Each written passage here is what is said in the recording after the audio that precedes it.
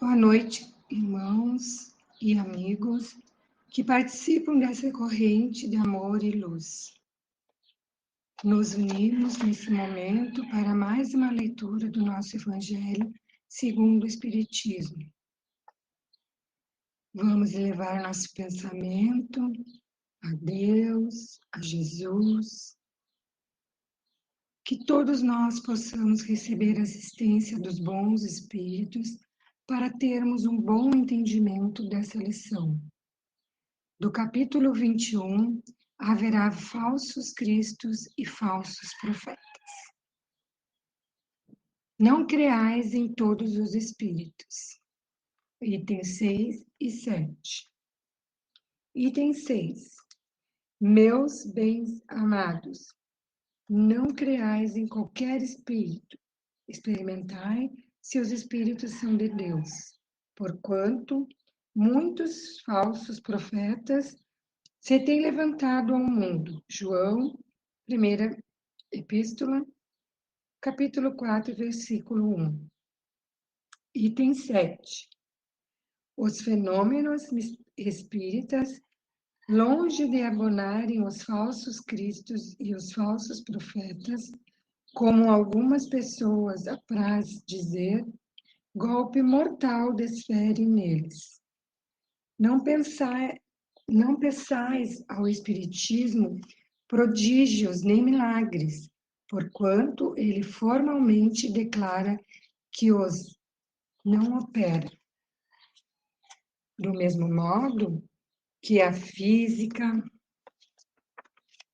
a química, a astronomia, a geologia revelaram as leis do mundo material, o Espiritismo revela outras leis desconhecidas, as que regem as relações do mundo corpóreo com o mundo espiritual. Leis que, tanto quanto aquelas outras da ciência, são leis da natureza, facultando a explicação de certa ordem de fenômenos incompreendidos até o presente. Ele destrói o que ainda não restava, ele destrói o que ainda restava do domínio do maravilhoso. Quem, portanto, se sentisse tentado a lhe explorar em proveito próprio os fenômenos, fazendo-se passar por Messias de Deus, não conseguiria abusar por muito tempo da credulidade alheia e seria logo desmascarado. Aliás, como já se tem dito, tais fenômenos, por si sós, nada provam. A missão se prova por efeitos morais, o que não é dado a qualquer um produzir. Esse é um dos resultados do desenvolvimento da ciência espírita. Pesquisando a causa de certos fenômenos, de sobre muitos mistérios, levanta ela o véu. Só os que preferem a obscuridade à luz têm interesse em combatê-la, mas a verdade é como o sol, dissipa os mais densos nevoeiros.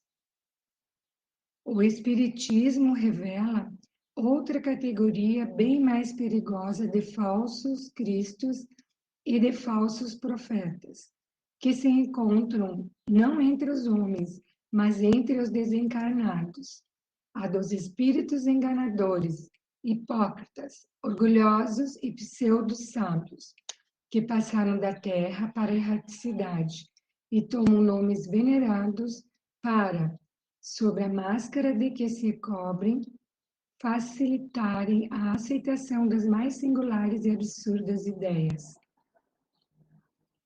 Antes que se conhecessem as relações mediúnicas, eles atuavam de maneira menos ostensiva, pela inspiração, pela mediunidade inconsciente, audiente ou falante.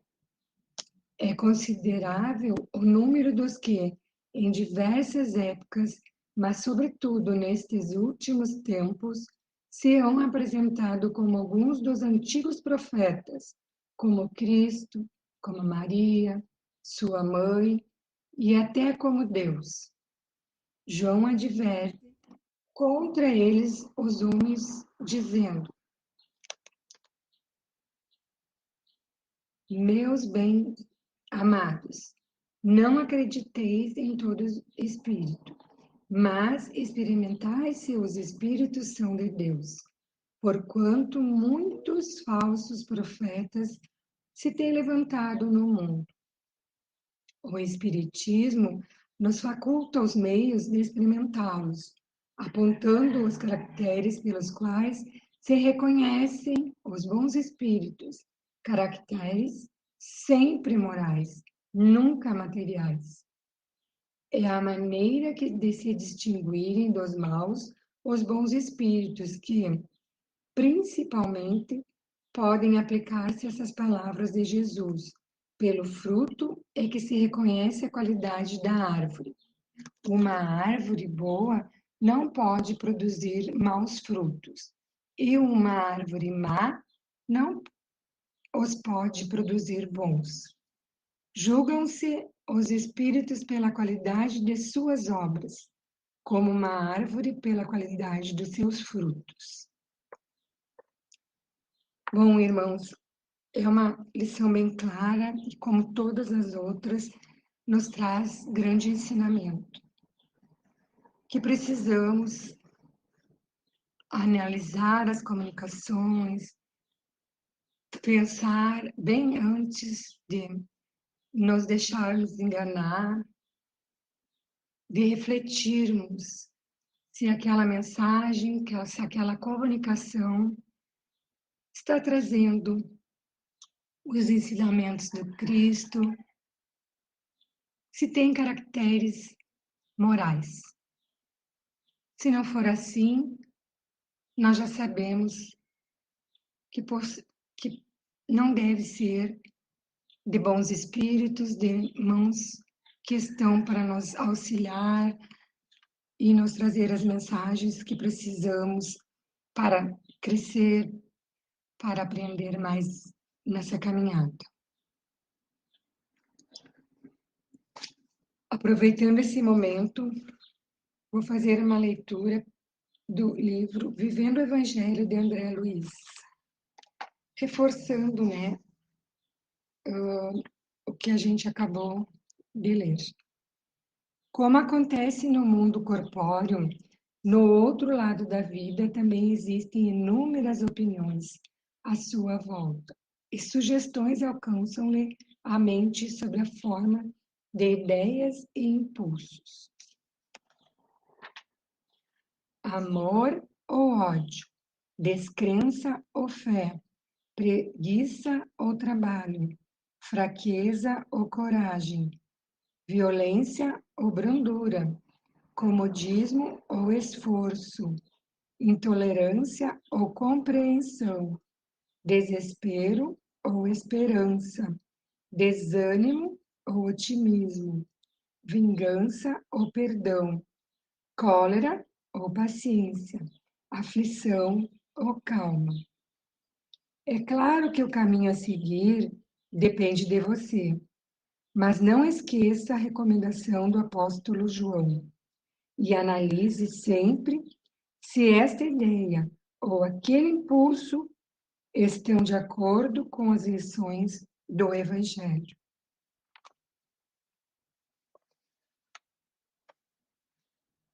Então, nos dirigindo para o final, novamente vamos elevar o nosso pensamento a Deus, a Jesus, aos espíritos que nos protegem nessa corrente de luz, agradecendo por essa oportunidade de leitura e estudo do Evangelho, onde nos encontramos emanados pelo amor e fé.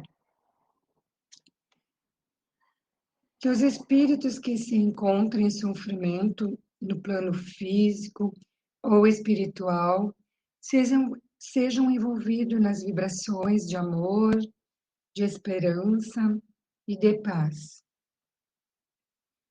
Pedimos que não lhes falte a fé, a proteção e o amparo nesses momentos tão difíceis. Pedimos pela nossa Casa Espírita Eulália Nogueira, muita proteção e luz na continuação de todos os trabalhos. Pedimos também pela limpeza espiritual nos nossos lares, que as nossas águas possam receber a fluidificação, trazendo benefícios para a nossa saúde mental, física e espiritual. E que assim seja. Uma boa noite a todos os irmãos e que a paz de Jesus esteja com todos.